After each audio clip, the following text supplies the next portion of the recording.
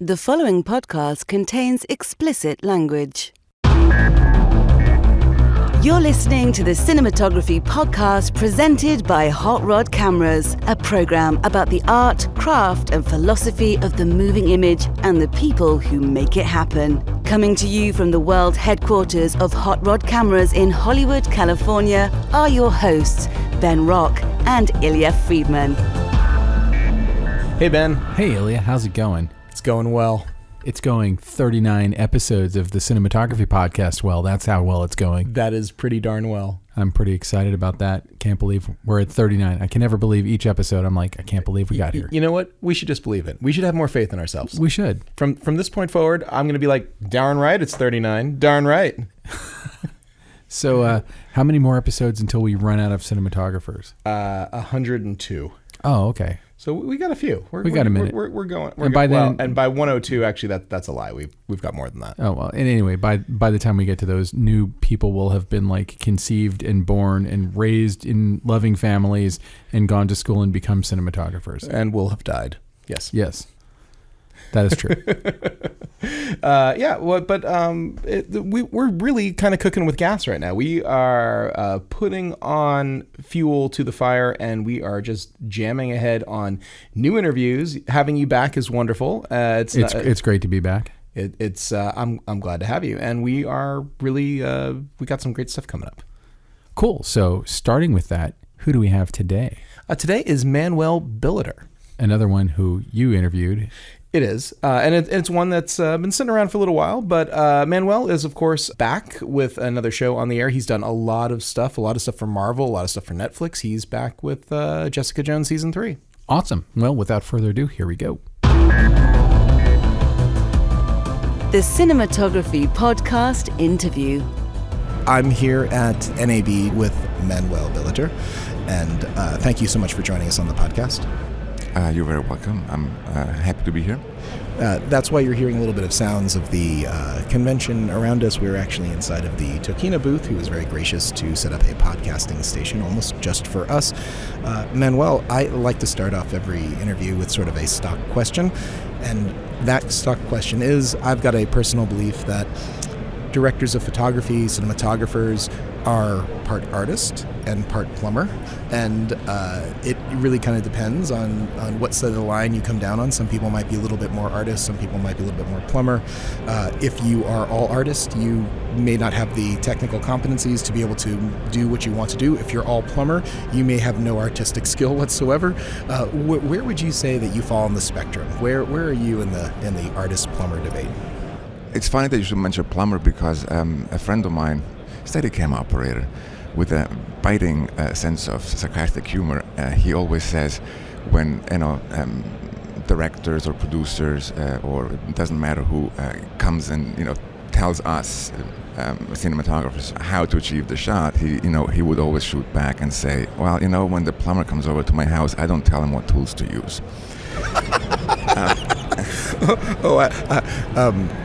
For our listeners, I know exactly who this person is, and I think you should really call him out right now. Call him out on that sarcastic, biting comment that he made. Hey, Ron Baldwin, I miss you. It's the Ron Baldwin love fest over here. No, seriously, I think I come probably more from an artistic background. That's where my interest always has been. If I had any talent, I would be a fine arts painter or a sculptor, but unfortunately I do not have those talents, so I do have to rely on mechanical, let's say, capture is such a bad word, but on the help of a mechanical tool to express an artistic vision. Like many people, though, and I would say it's you may be giving too much credit to the tool right now, because I think that it is always the painter, not the paintbrush. Right, or how Michael Ballhaus in his autobiography, in the preface, he says, you need good eyes as a cameraman. A good camera is helpful, but you can also use a bad one.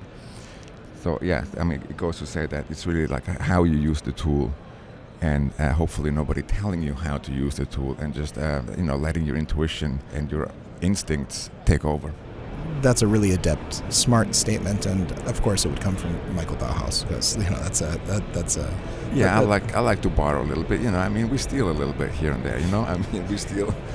I think that's the entire industry is based on disguising your sources. So, or celebrating the sources. I have no problem, giving credit where credit is due. I think that's the least that we can do. Yeah, and I agree, and I think that like many of us, I know I'm included, I would not be sitting here at this moment if there wasn't incredible kindness for so many people who came before me, who lifted me on their shoulders and tried to help me and tried to teach me and tried to establish some discipline and understanding of the craft. So, and I haven't met anyone who's had any longevity in this industry without them also mentioning to me their mentors, their influences, and actually that's sort of my long, complicated segue. What would you say your influences are? Do you have influences that help create your style? Where do you get your ideas? I mean, ideas, they come from from many different places, and sometimes it can be a little bit random. First and foremost, when I embark on a project, I'm given a script to read, and that's where it really all starts, with the words that I find on the page there, and the emotions that they convey, and the stories that are being told. And so, at first it's definitely an emotional reaction to what I'm reading, and then little by little maybe some images come to my mind. It's actually, I mean, that happens, when I read a novel, when I read a book, it always happens, and I always have these images in my mind when I read about a certain situation on a page, and I have these images, and I always wondered, where do they come from? Is this something that I've actually seen before, or is this something that I've dreamt before, or is it just made up in the moment? And if it's made up in the moment, how could I put those elements, those visual elements together in my brain? And I find that sometimes quite fascinating, because there's no answer to that, I think. I agree. I don't know how that question is answerable, other than it comes from that magic place, the ether. So just out of somewhere, the combination in your brain.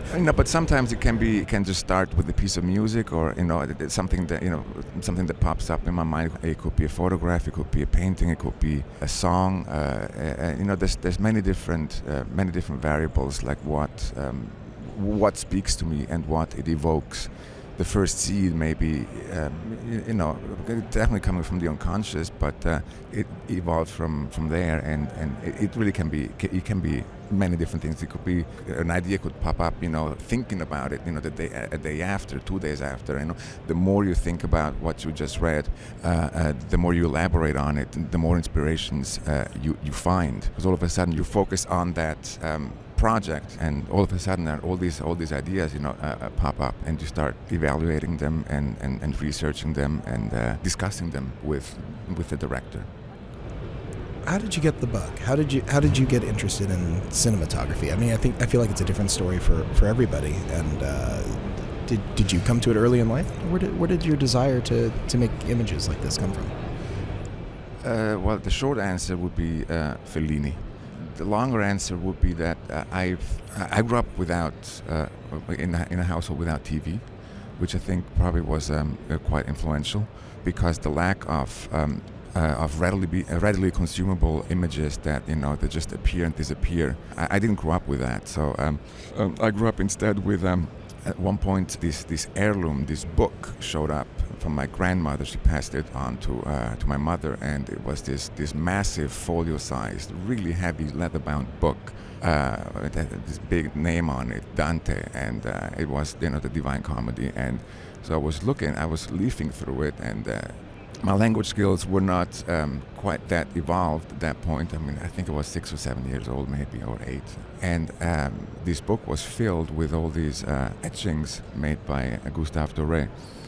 And they were wildly fascinating. It's an illustration of especially the Inferno part that really fascinated me. And I was looking at those images over and over again, and they were quite gruesome, some of them, but but this imagination again, just this visual representation of this artist, how he visually interpreted it and set a stage for it that was incredibly surreal and fascinating and cruel and brutal and visceral and very emotional.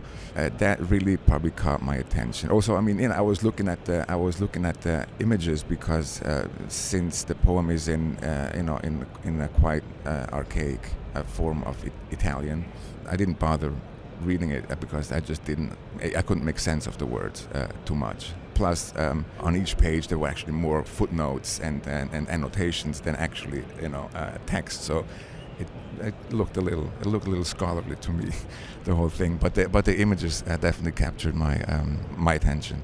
So that was a very important first element that drew me into studying images and looking at images and finding emotions in images. And perhaps in the fantastical world of that Fellini created then on celluloid, maybe I found some elements in there that I had seen in the etchings of Gustave Doré that he did for Dante's Inferno. I think that's a great starting point. I'm sure that is not your last influence. So, did you end up studying filmmaking or cinematography formally in film school situations, or what was next for you after Dante's Inferno? I did study. What was next? Maybe what was next? I got a little point-and-shoot camera, and I learned how to take pictures more or less under the guidance of my father. He really liked taking a lot of pictures and not like slides. Every family vacation there would be he would go out there with the light meter and take pictures, and then at the end when everybody was back home, then we would have this evening of just looking at the slides. And so that was maybe again an influence of how to make memories, or how to capture moments, or how to relive moments through a communal viewing of something that was a common experience. So that was definitely there, that influence. And then I just at one point I just when I was a teenager, I saved money, did odd jobs, and bought my first SLR, and really liked developing and printing, especially printing black and white stills. But I never really thought that I would want to become a photographer. I don't know. That maybe happened later on. I did go to film school, not really film school. It was more like a theater and cinema studies that I did in Berlin. But I always wanted to be more hands-on, and I wasn't accepted at the film school in Berlin. So I tried to see if this would be anything for me. Through a summer course at NYU. It was called Sight and Sound, and it was a great experience. You make like 5 films in 6 weeks or something like that. It's short little films, just you're kind of dabbling, but it's like learning the craft. And there I realized that I was really drawn to cinematography. And you rotate, like you're in groups of 4 or 5 students, and you rotate in the positions of who does what in the crew. I was always asked to shoot the project, and that felt kind of like a validation of if people think that I'm good at that, then why not give it a shot? Why not keep doing it? So it's important that you find pleasure in what you're doing, and if there is some sort of recognition, that's part of it. I think that it's very helpful if you like what you do, and that's you have to. Otherwise, I don't know. It's quintessential. It doesn't. If you don't like something, and the same goes with if you don't like a script that is put in front of you, then you can't do it. Yeah, you should not, absolutely categorically not do it. Same with with directors or collaborators. if you don't see eye to eye, if your vision doesn't, or if your character doesn't, if there's no overlap, then you should really stay away from it. I mean, I remember like in film school that there was this kid, and he threw like $30,000 at his short film, and they really wanted me to shoot it. But I just thought he was such a dick that I just couldn't do it. I couldn't take it. It would have been hell to work under those circumstances. Having standards generally means that you work less often, but I'll tell you that we might be in a very different world if everyone. I have this conversation with my wife, and I won't go on too far of a tangent here, but she really believes that if you're just good at something, you can absolutely just close your mouth and go to work and get it done. But I seem to be of the mindset that life's too short, that sometimes you just need to actually find the things that really are a good fit and do those things, and not have the soul-sucking experiences that are probably going to happen when maybe the script isn't so good, or maybe the people who are trying to put it together, who are going to pay you, aren't the people you really want to be working with. I think that you have to decide. You have to decide at what point it's worth it and what point it's not. And yeah, also because it in a way it's an easy decision, because you want to surround yourself with people that you like, that you get along with, that share a same a creative goal, or that share ideas that you believe in. So the communal aspect of filmmaking is very, very important, and it's just like it's not just work at that point. It's just really just hanging out and having fun while doing it, and being fascinated while doing it, and being surprised, and there's if there's no room for joy, then it becomes tough. It's like, what are you doing? What are you doing at that point when you can't find the joy inside of it? So, okay. So, did you one day just decide I'm a cinematographer, and that's what you're doing? Did you have the traditional path of following up, of starting as the assistant and operator? And how did you? Let's go post film school here. I mean, in case some of our listeners missed the introduction where you talked about all of your amazing credits, but you've done a ton of work for Netflix, ton of work for Marvel, big network television series.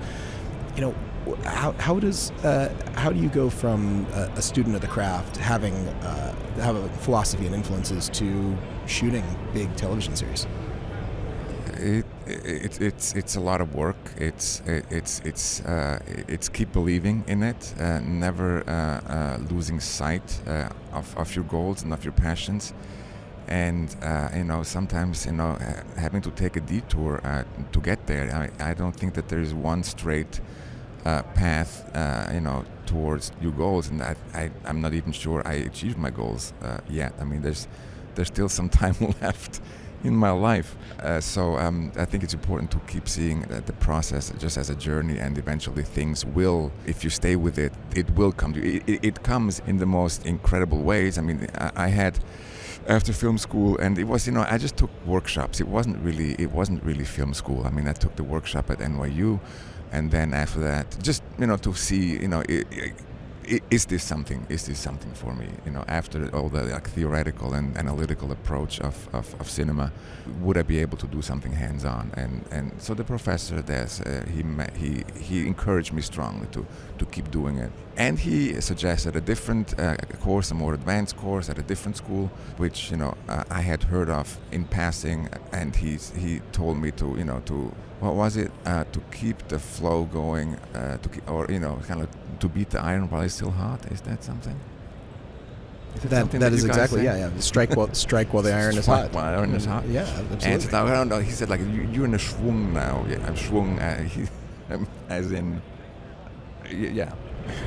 In a schwung? Schwung is. I mean, he was from Israel, and he was probably using a Yiddish word, schwung, which means a swing, like a momentum. Oh yes, it's momentum, of course. And to keep riding it, and just to do it, to do it as soon as possible. And so I went back to Berlin to finish my studies. I still had some outstanding tasks to fulfill. And then a couple of months later, I came back and I enrolled into this program offered by the New York Film Academy.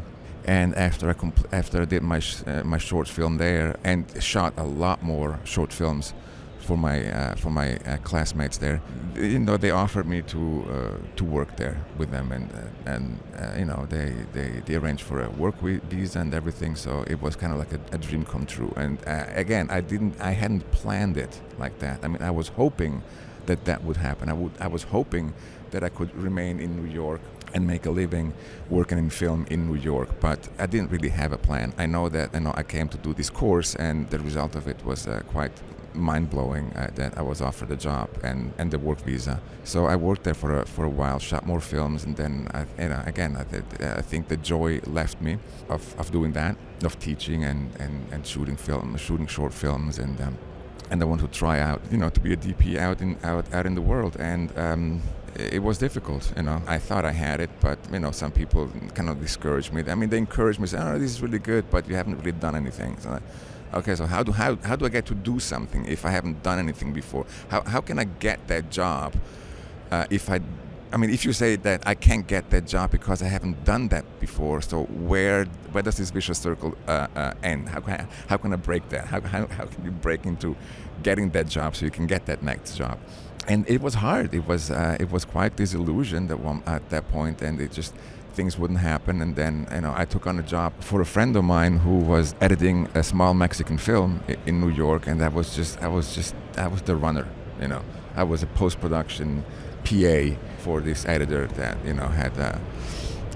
You say small film, and it was a small Mexican film. It was a small Mexican film. But are you talking about Tu Mama También? Yes, I am talking about that film. It was, it was, and I'm saying it was a small Mexican film because whenever I had to deal with labs and dropping things off, and there was not a lot of love spare. First the title, people didn't understand. It's like, what the fuck is that? Tu what?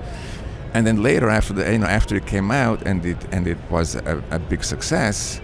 We had to go back and do some additional editing on it because at the time there was still this company called Blockbuster. I don't know if anybody remembers that. Yes, a few of us are still old enough to remember Blockbuster.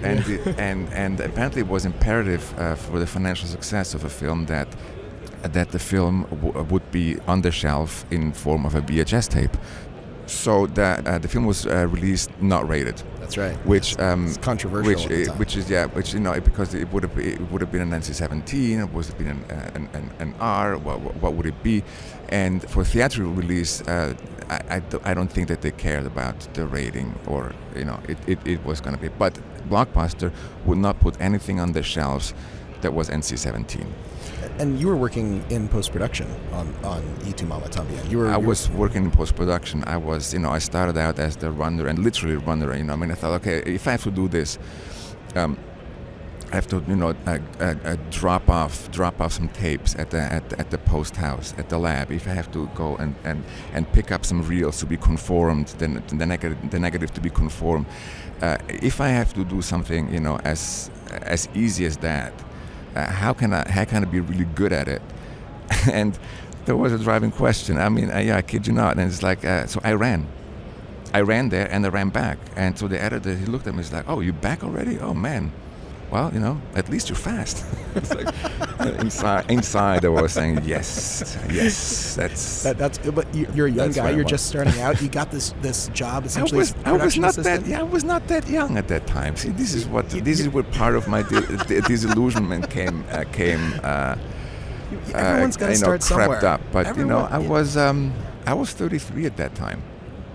That's not young. Oh, it's not. Yeah. So I interact also. The director would be Alfonso Cuarón was there most of the time, and we established a good relationship. And then so when this Blockbuster issue came up and they needed an R rating for the film, and they just wouldn't get it. MPAA just kept, saying, "No, this is NC-17. No, this is not R." So Alfonso, he wanted me to edit an R-rated version. It's like, oh, I don't know the Avid.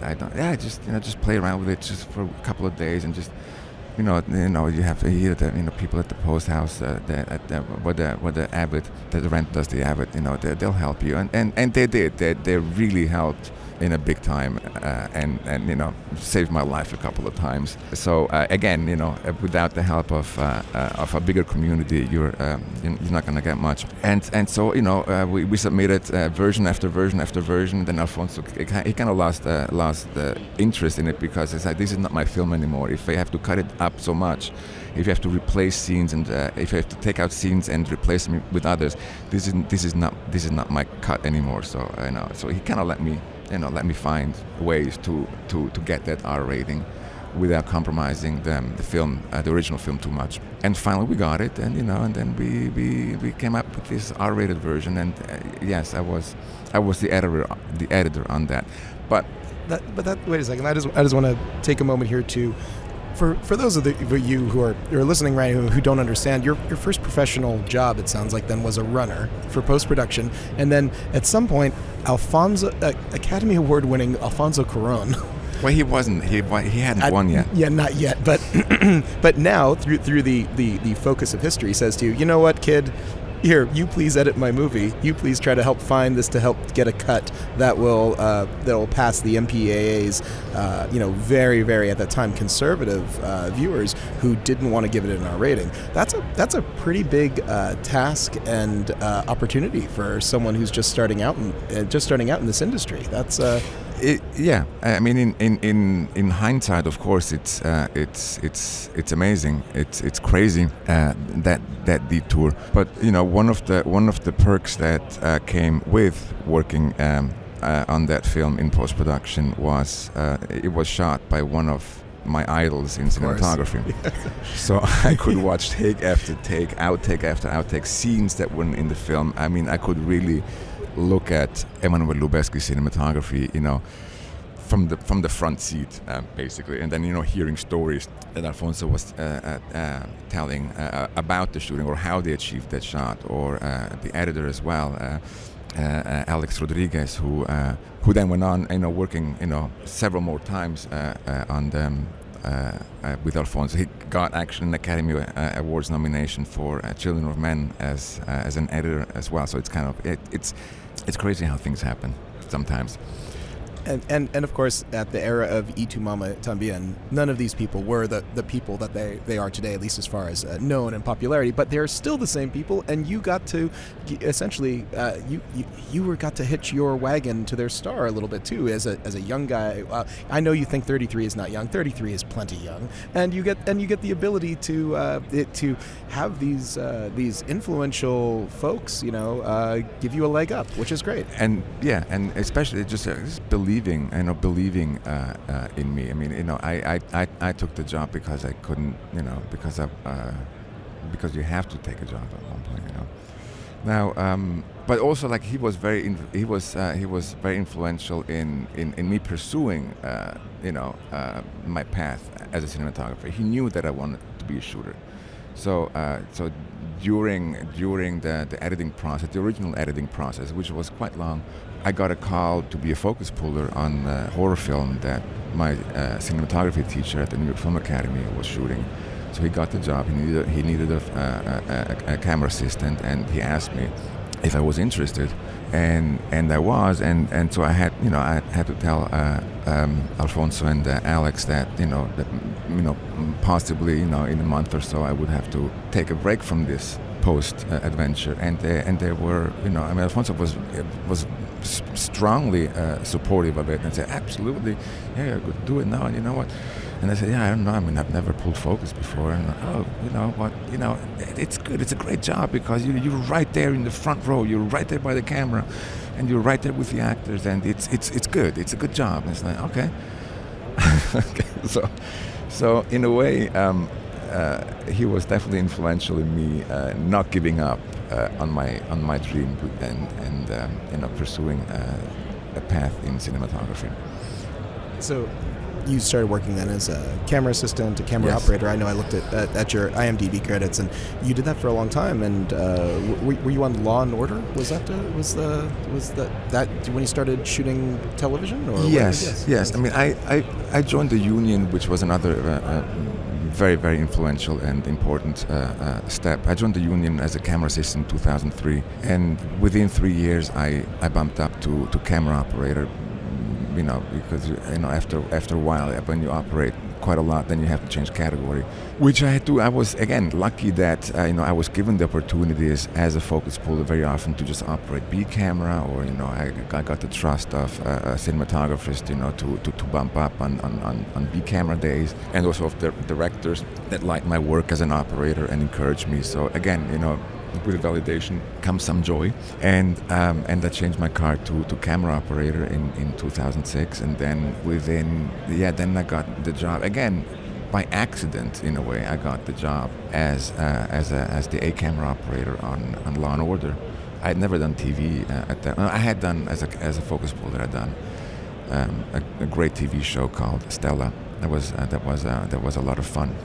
But again, sort of by accident, this cinematographer, he walks by the set that on this movie, on this little indie movie that we were shooting, and I was the operator, and the cinematographer, Bill Clayer, he knew some of the camera assistants, and so we met, we shook hands, and he said, I'm looking for a camera operator on my show. I said, oh, what is it? It's Law and Order. I said, oh. Okay, I had heard of that before, and also at that point there were not many shows when I came to New York in the late 90s, and throughout, there were not a lot of TV shows, much unlike now. So of course Law and Order was kind of like this, top-notch TV production that was happening in New York, and I got the job, and so I started doing that, and it was great because you just learn a lot, and you just do it over and over and over, and you just really hone your craft. During my stay, I wasn't there for long. I was there for 2.5 seasons. But on my second season there, I got a chance to shoot an episode because the network scheduling, I don't know, just out of the blue, say, hey, we need to deliver an episode. My episode's much quicker now. We have to shoot 2 episodes at the same time. And so I go like, oh, great. I mean, maybe I should throw my hat into the ring. Is that an expression? It is. It is absolutely an expression. Throw my hat into the ring. Yeah. I didn't have a hat at that time. Yeah, you were. I wasn't wearing a hat, but I still did it. And again, I wouldn't have thrown my hat into the ring if the gaffer on that show hadn't strongly encouraged me to do it. Because it was a little daunting. It's all right. This is a big TV show. It's gonna, with a great pedigree. It's been around for a long time, and just like stepping up and shooting it. I wouldn't really know how to manage the whole process for shooting an episode. Yes, I know lenses. Yes, I know shots. I know camera. I can be creative like that. But then there's the whole logistical. The human management. Yes. The management. The lighting and all that. And also because you're working in TV, so on episodic TV, so you can't really change the look, from one episode to the other, unless it's part of the show. But definitely that wasn't the part. That wasn't the case on Law and Order. And so really it was the gaffer there who said, they're doing this tandem episode. They don't want to shoot it. And I was a little bit, I was a little insecure. And he read that and he said, look, don't worry about it. Look, we know how to light it. You just deal with the camera, the shots, and the director and the lenses. You know that. We just do the lighting, okay? And that was an immense weight was lifted from my shoulders. And so, I went up to the producer. Hey, I'd like to do that. I think I have the support of the crew.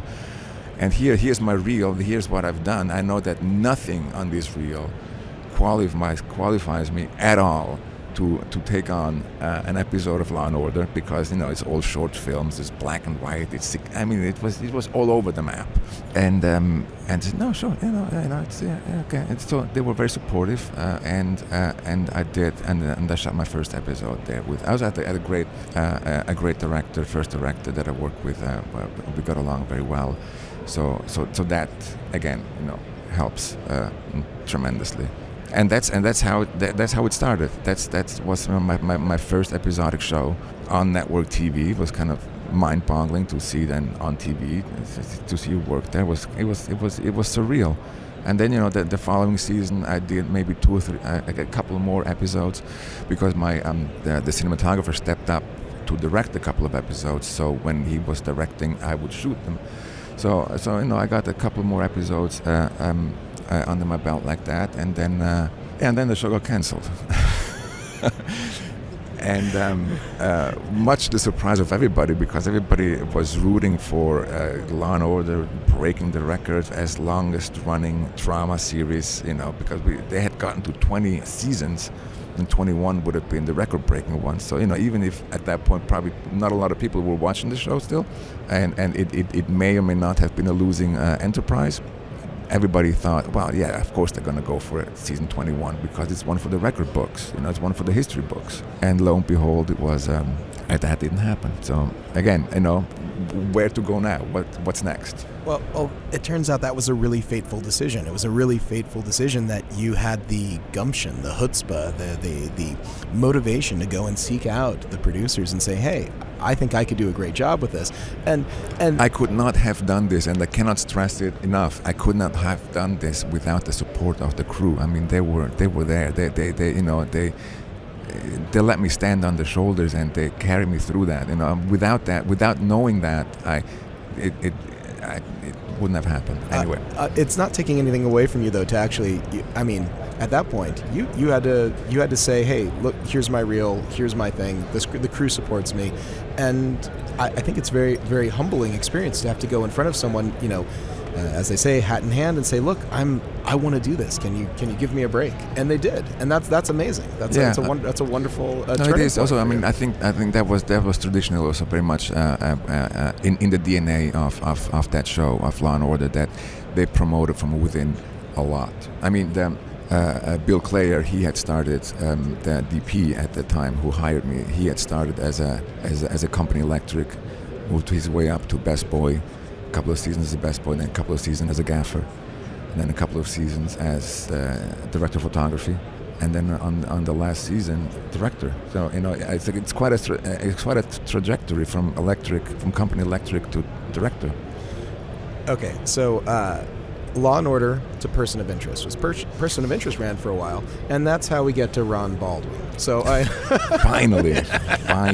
Ron Baldwin, who is a Steadicam operator, sometimes in New York, sometimes in LA, and Manuel and I both know now for quite a long time. But Manuel got to work with him much more recently than I have, and boy, is he a snarky guy. Snarky, I think, is the right word. We're really going to devolve this conversation here for a second, because we love Ron very much, but man, can he really just destroy you with a word. I mean, he can. It's a special skill. It's a special skill, but it's not. He can. But most of the time, he uses words in good humored spirit. So he does. I commend him very much for that. Okay. That's enough about Ron. Tell me how Person of Interest. Now you've got a few shows. Now you've got a few episodes under your belt. How does Person of Interest come? Because Person of Interest then seems to me, at least if I understand correctly, looking at the work you've done for Netflix and all these superhero shows, that seems to be like a jumping off point, a real big step in your career. Well, yeah. I mean, it was. I had to take a step back, though. Person of Interest, I was hired as the B camera operator on that show, and so just as and that was nothing new for me. To take a step back or two steps back, as I had done previously, in order to become a cinematographer. So that was. I mean, if you get your foot in the door, and you're in the room, it's up to you to shine and to make the most out of your presence within that space. So, Person of Interest had this system where they had, first of all, they had two DPs originally, and they had the schedule built. So the last day of the episode would be shot in tandem with the first day of the next episode, which works if you have two alternating DPs.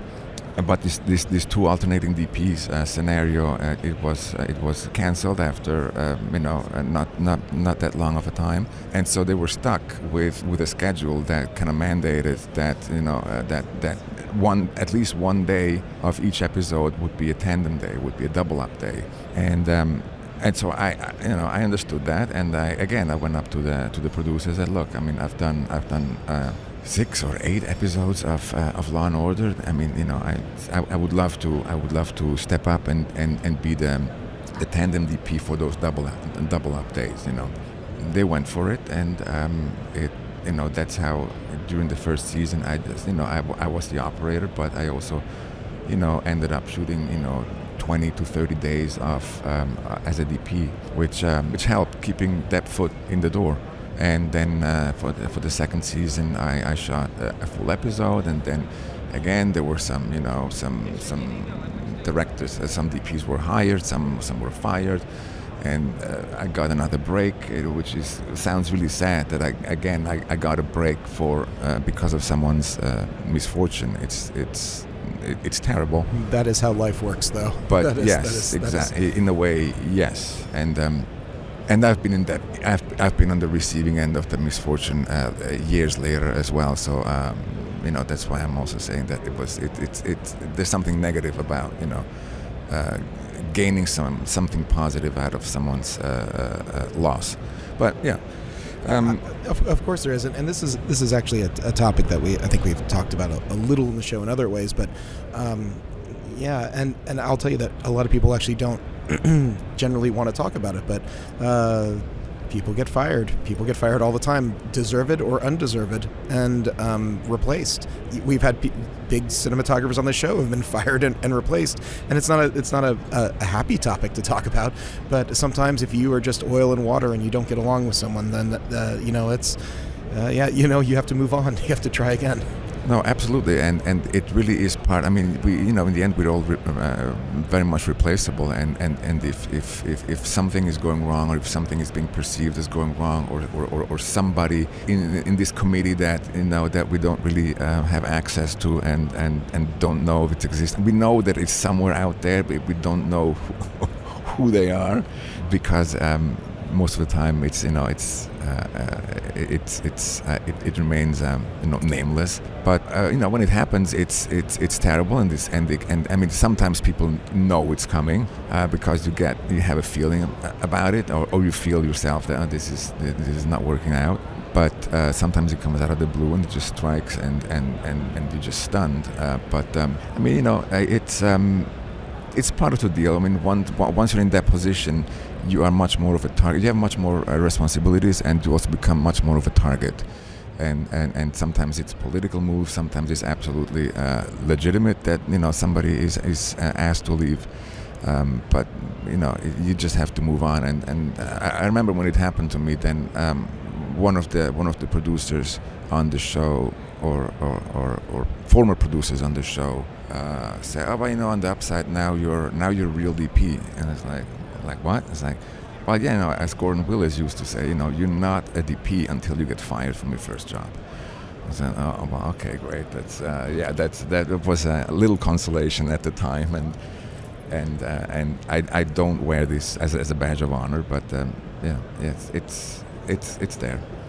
It's just it's a thing that happens. It's a thing that happens in this industry. It is. And it is. If you have any length of time in this industry, if it didn't happen to you, you definitely know someone who it happened to. So, okay, so you've been operating and now getting this opportunity on Person of Interest.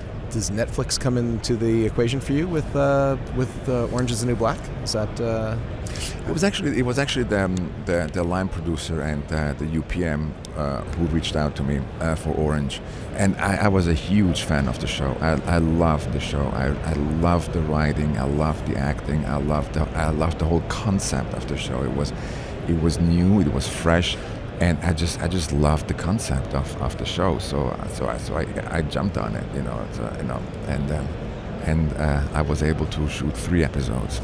But that sort of opened the door to you to Netflix, and that started a tidal wave, I would say, of high profile series that no one knows the exact viewer viewership of any of the shows because Netflix doesn't make that public. But beyond all that, these are some of the most talked about shows currently on TV too. So it's like Jessica Jones and Luke Cage and Iron Fist and The Punisher. But I mean, that's a great run. That's a great run just in the last couple of years. You've been incredibly busy. So I have been, and I feel incredibly lucky and grateful that I was given this opportunity, or that I keep coming back, and that was given the opportunity to shoot not one but 3 separate shows with about separate characters, setting, creating the look, setting the look, working with different showrunners and different set of actors, and it's been really great. I'm just lucky, and I was just there for by luck in a way, and if I hadn't gotten fired from that job, I wouldn't have been in the running for any of these shows, because I would have been on a job that I liked, and Marvel would not have come knocking at my door.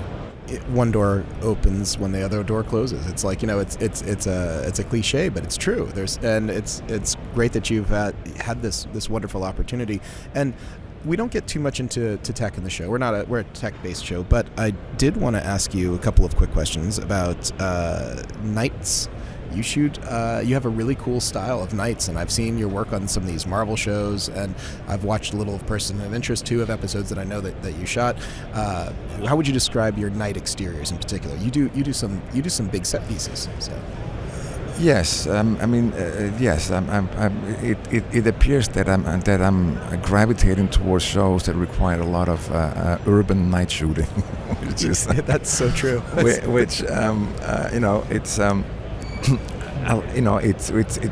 It's a blessing, because I really like creating that look and shooting in New York at night on the streets. It's quite amazing. It's got an incredible energy, and on the flip side, you're just working nights, and very often you just come home from your day's work, and it's Saturday morning at 7 a.m.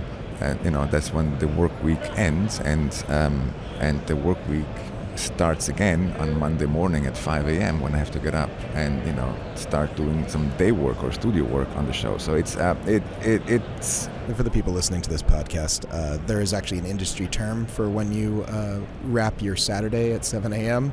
It's called a fuck you Friday. Oh no, I didn't know that. Oh, that's so crass. No, that's so crass. I'm sorry. We do.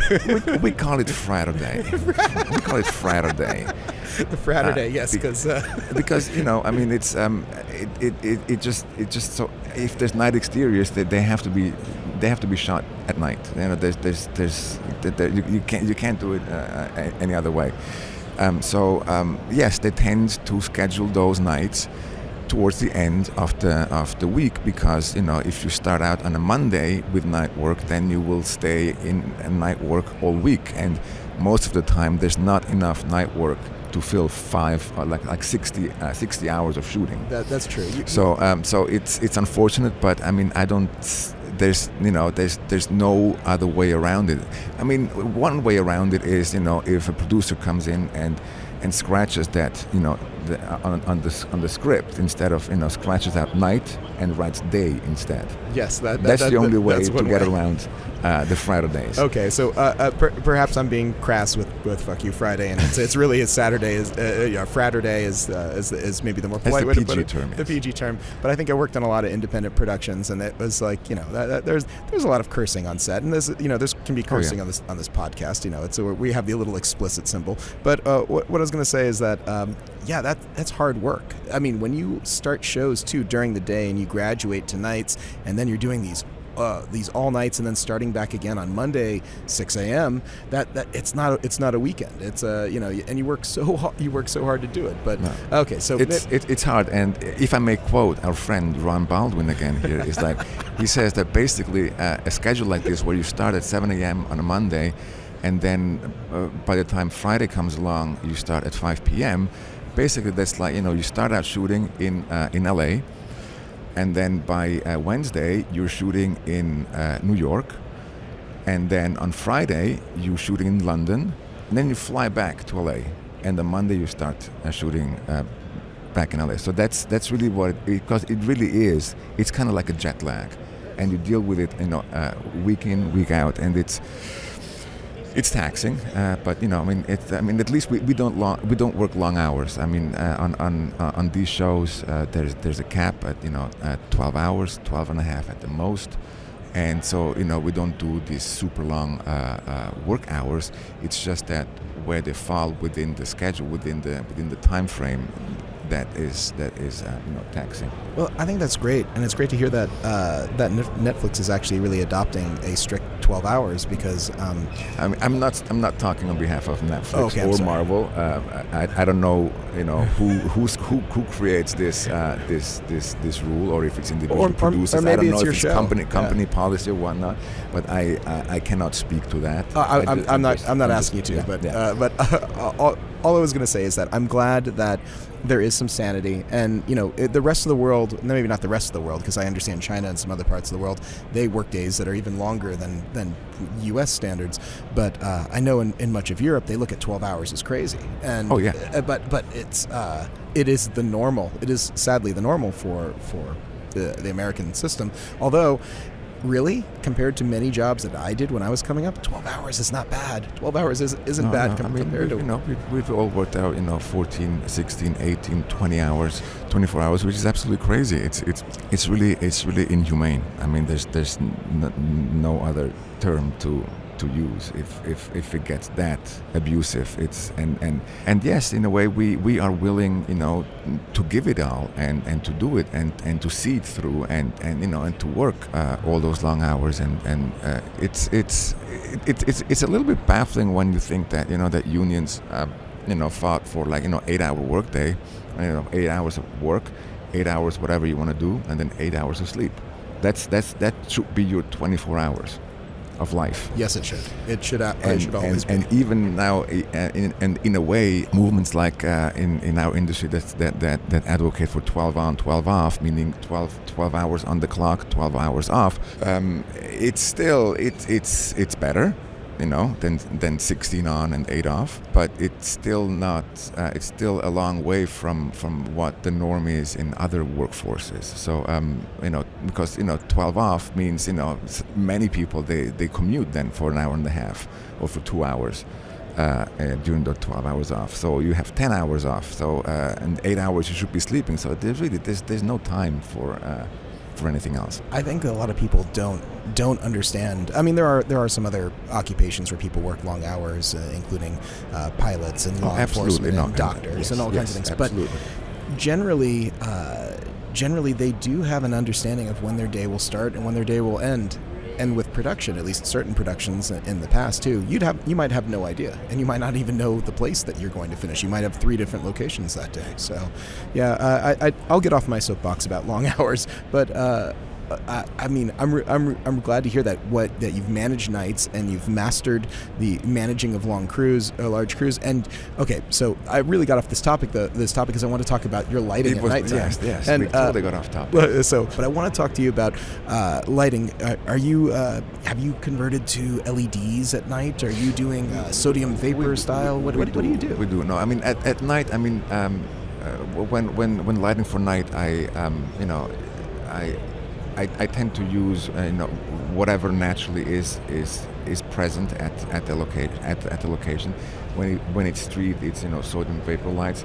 So then I augment that with big condors and big lights out of frame to backlight the scene as if it was coming from the naturally occurring streetlights that are there. Which brings me to this topic where sodium vapor is now very rapidly disappearing out of the urban landscape. So and there was always I really like sodium vapor. It's got this warmth. It's got this grittiness. It's got this dirtiness to it because it's not a pretty orange. It's kind of a dirty orange.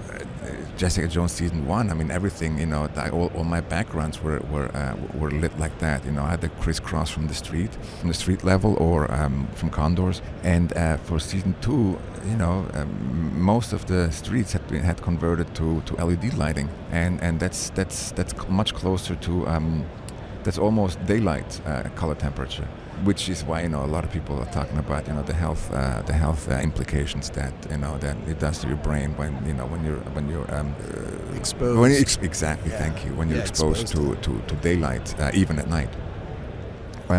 So what I did for season 2 was I asked to the riggers to gel those lights.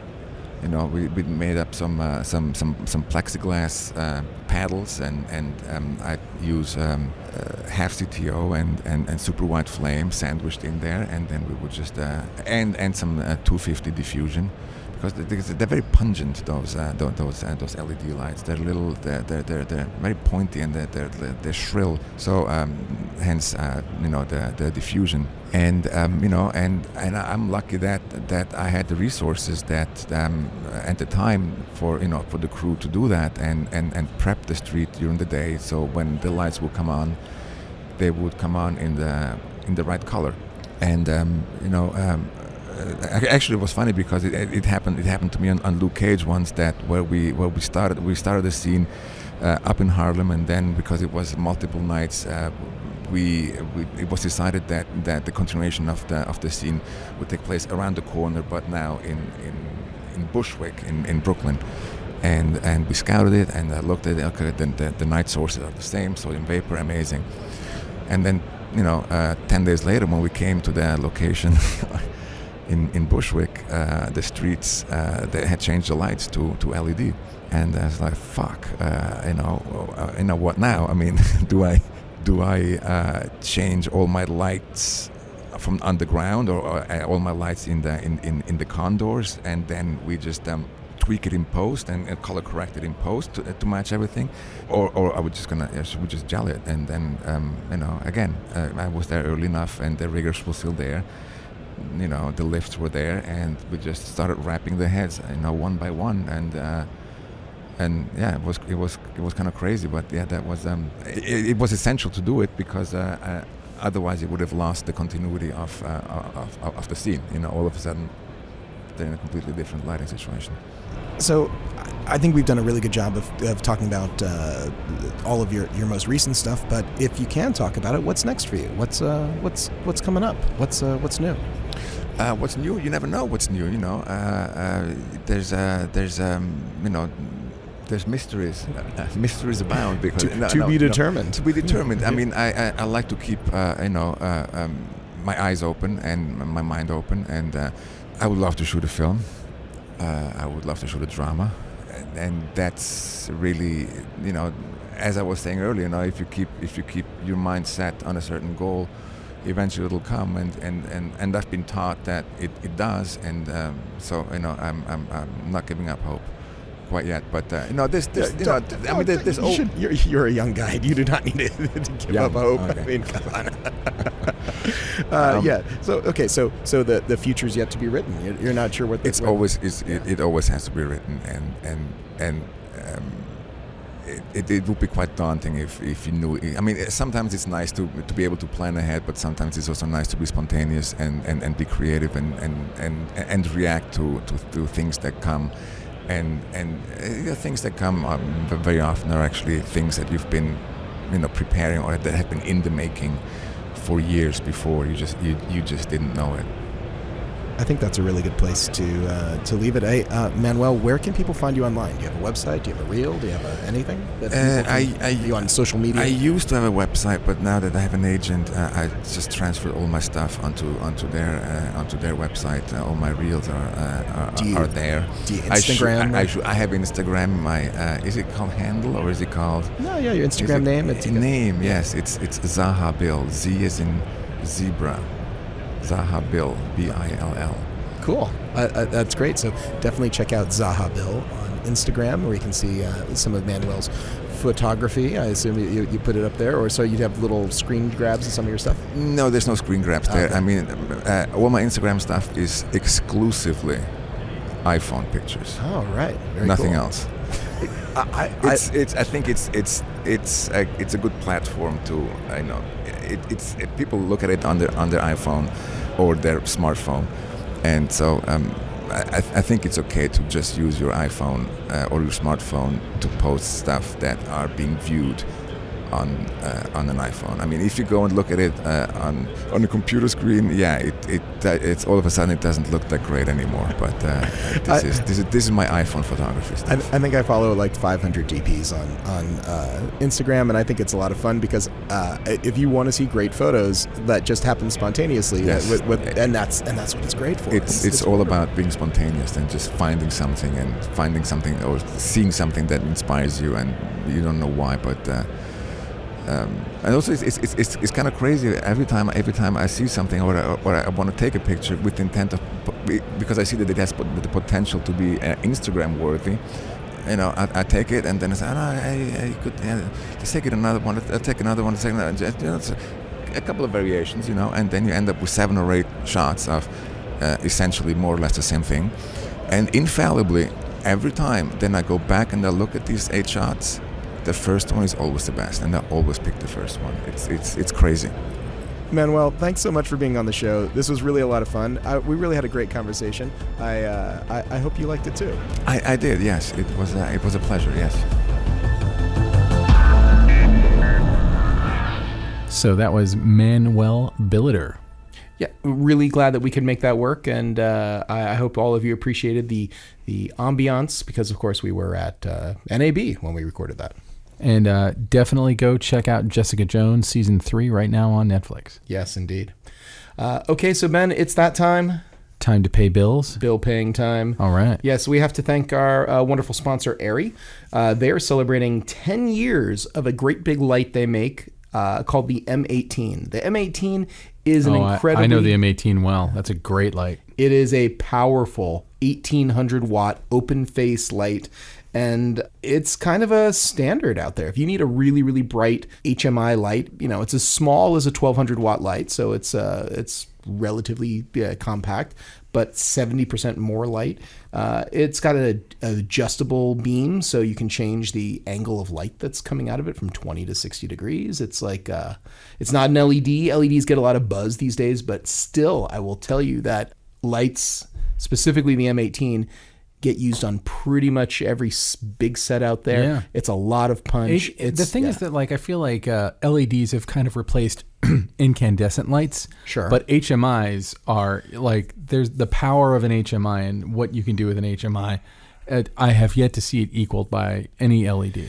Yeah, the LEDs still have a ways to go in that regard. There are a few specific ones out there that are really high power, but they're not usurping the M18. The M18 is dominant on Genie trucks out there. It is. We used one on 20 Seconds to Live, which is plugging your show. Always, yeah. No, but our upcoming season 2, we tend to light everything with panels and LEDs and kind of small instruments.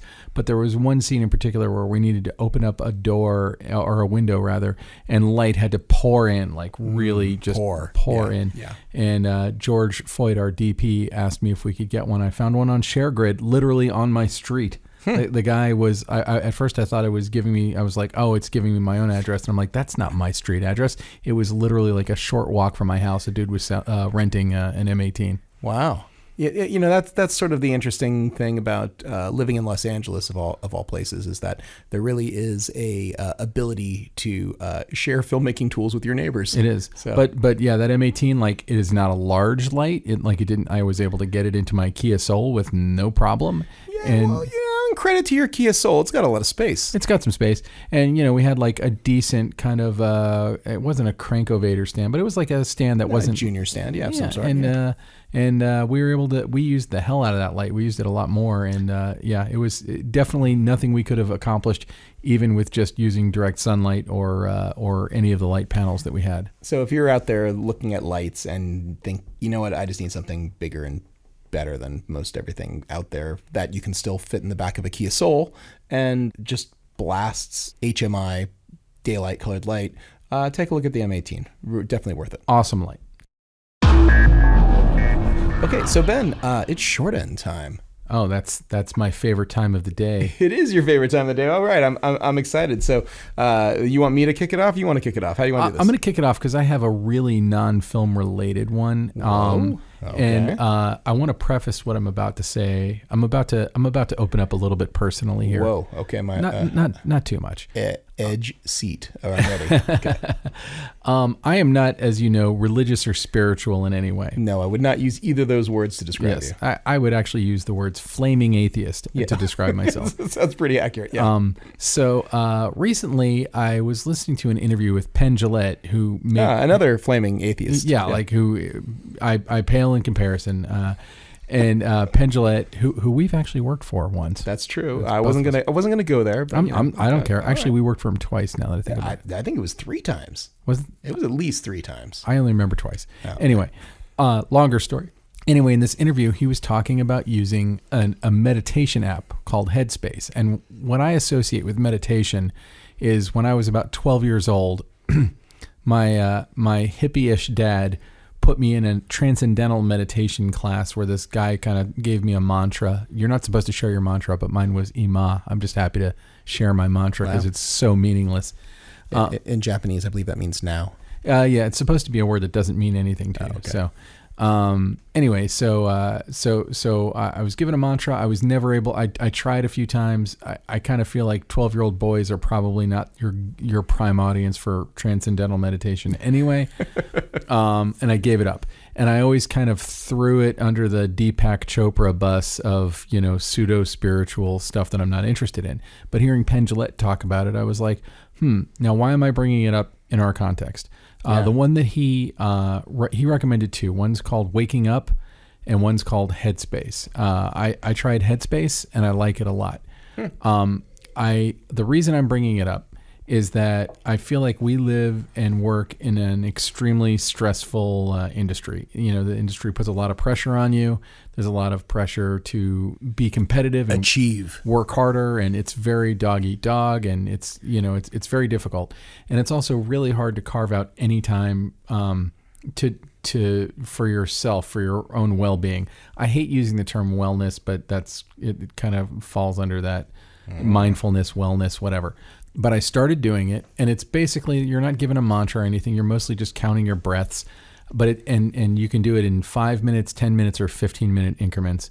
I've been doing, or 20 actually. I've been doing 15, and I can tell the days that I don't do it, I feel worse, and it kind of just takes you in for 15 minutes. You're kind of like on that weird teetering edge of twilight, almost asleep, almost awake. You're completely aware of what's going on around you. Mm-hmm. Like it's not like some kind of a trance or anything freaky deaky. There's literally zero spiritualism thrown at you, zero mysticism. Like I would just, if the first time they brought that stuff up, I'd be like deleting this app. And I'm just finding enormous value out of it. And I think that I know you told me that this would tar me as like the most stereotypical Angelino to talk about this, but and it has.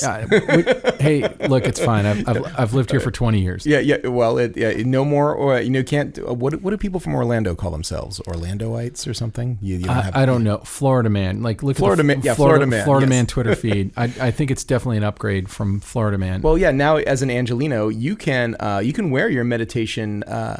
You can wear your meditation app with pride. This is like the land of people where people is doing that. I'm just saying that like as someone who's skeptical about stuff like this, I'm actually finding an enormous amount of value in it. And it's there's a bunch of free meditations on the app, and then it's like $100 a year or something. It's like $10 a month ish.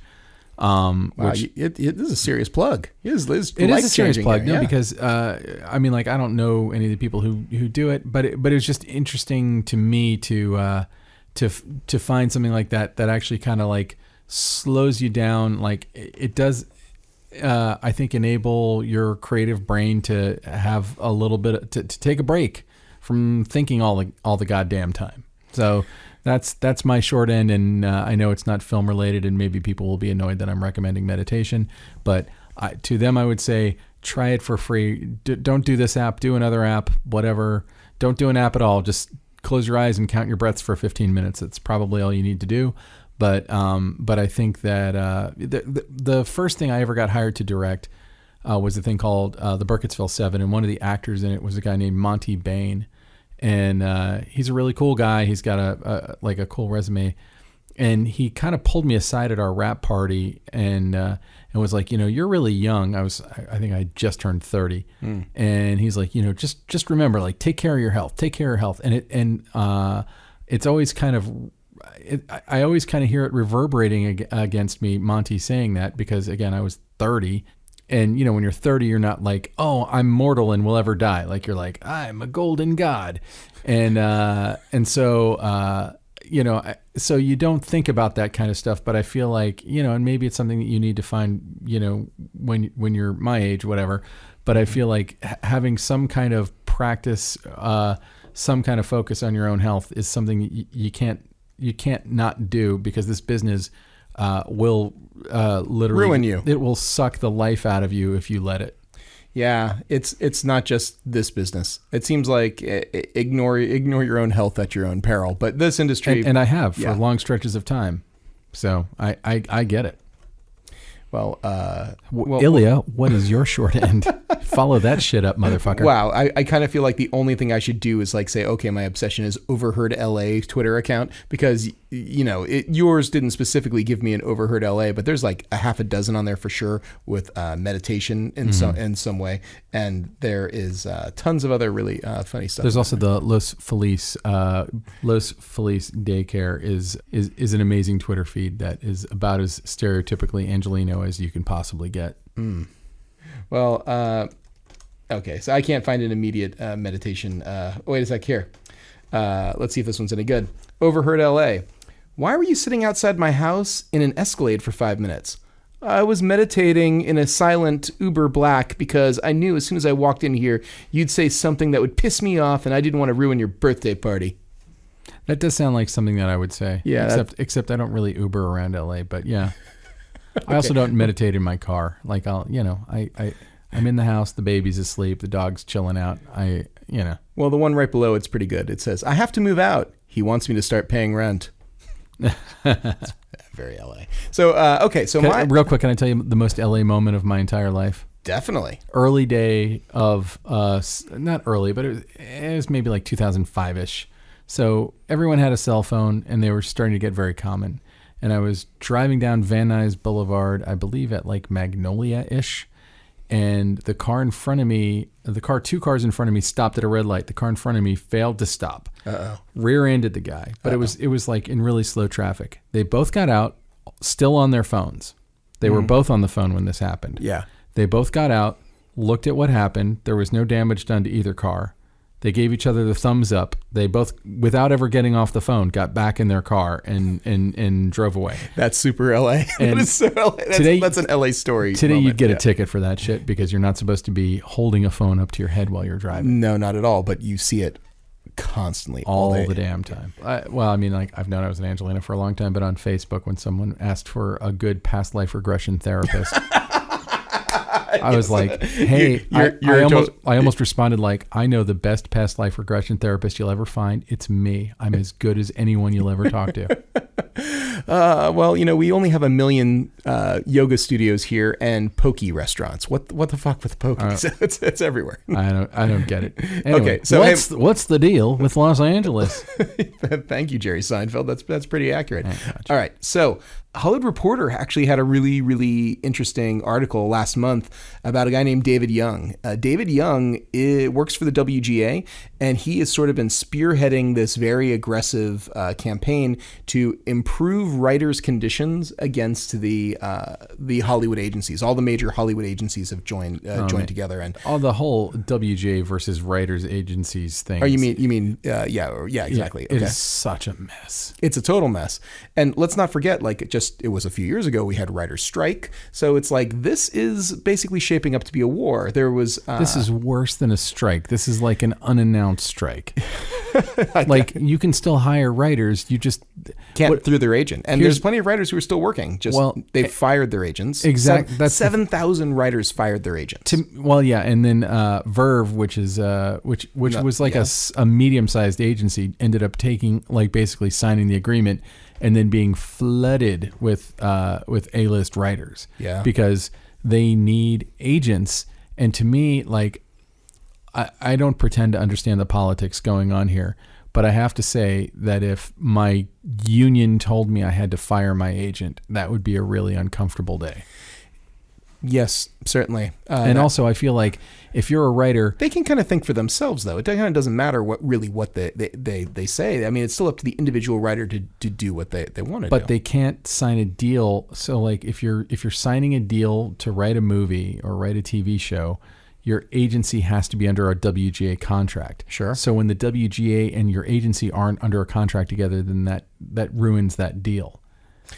And also, by the way, I think the shittiest thing about this that I don't hear people talking about enough is that, like, writers who maybe aren't producing enough for an agent, but their agent like kept them on because they believed in their talent. Sure. They are being stricken from those roles, and probably it's a hard case for once the dust settles for that agent to go back to the agency and say, hey, could you bring back on so-and-so who wasn't making us that much money in the first place? No, actually, I think that's going to be really, really bad for a bunch of writers out there. It just becomes a cheap excuse to clean house. Kind of like a strike would be. Like when there's a strike, then anyone with a deal loses the deal.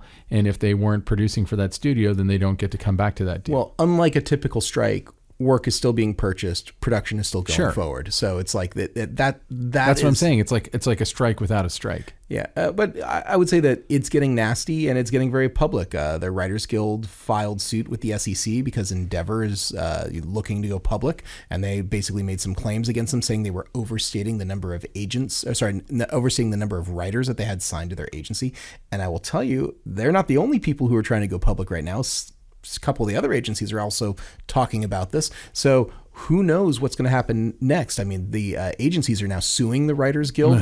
It has become, it is juicy and gossipy, and it is a whole mess of stuff. And it's interesting. So David Young, the guy who's leading the charge from the Writers Guild, he used to work in the garment industry as an organizer, and he's using many of the same tactics. And there's an interesting article from last month. You can find it for free. It's not behind a paywall on the Hollywood Reporter. Called The Anger, Passion, and Scorched Earth Strategy of the Man in the Middle of the Hollywood Writers' War. Go read it. It's really good. You'll enjoy it. Will do. Thank you very much. All right. So, Ben, I think that pretty much wraps us up. Where can people find Mr. Ben Rock? They can find me meditating. They can find meditating. Yes, meditating under a rock with a baby. That's. Oh, now I got to pay the swear jar. Okay. Yeah. Well, I had mentioned the baby. Oh, you got to pay it too. Go to benrockonline.com and you can see my directing and/or editing work. You can find me on Twitter at Neptune Salad. You can find me on Instagram at Benjamin_Rock. Worst mistake of my entire life, I can say. Worst mistake of your entire life is your Instagram handle. You're doing okay. You're doing better than most. It's not too bad. You got first world problems right there. That is a serious first world problem. Where can people find you? Me. You can find me in Burbank at Hot Rod Cameras. And come here and demand your free T-shirt. That's right. If you heard the show and you want to come here and say, hey, I listened to the show. Every week you're trying to make me give away T-shirts. I've noticed. I am. So it was, first you had to send us a happy email of some sort, and then now it's just show up and say, give me my shirt. Walk in the door and say, I'd like to speak to Ilya Friedman about my free T-shirt that he owes me. Believe it or not, we actually have several people who listen to the show. I will be out of shirts if everyone just comes in here and demands that. You should be so lucky. Maybe get a shirt with any purchase. buy a stick of gum. Also, he doesn't sell gum here. Yeah, I got bongo ties. That's probably what they're going to buy. Man, everyone needs bongo ties.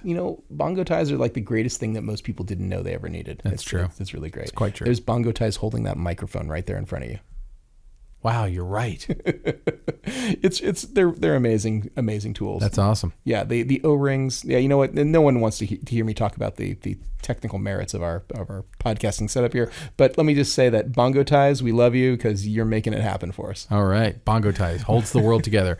So who else would we like to thank? Let's thank our team. Let's thank our editorial staff first this time of Ben Katz and Abby Corbett. Yay! And let's thank our producer Alana Cody, who's making it happen in a really real way right now. Woohoo! And of course, Kay Zalatrachi, who is not hearing the sound of my voice, who has never listened to an episode. Kay, you should be ashamed of yourself. Although he did make some good music, so, you know. Yeah, he gave us 100% of the music that you've heard in this episode and every other episode, and you should check him out at musicbykays.com. Is there anyone else? Even though it should be everythingbykays.com because he does literally everything. That's true. That's true. We're like a two-man band here trying to promote Kays as like, you know. Yeah, and he won't even listen to us. No, it's all right. It's just, you shamed yourself, Kays.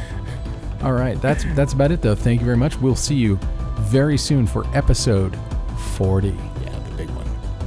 This has been the Cinematography Podcast, presented by Hot Rod Cameras. Find your next camera, lens, or accessory on the web at hotrodcameras.com. Don't forget to subscribe to our show on iTunes and connect with us on Facebook and Twitter.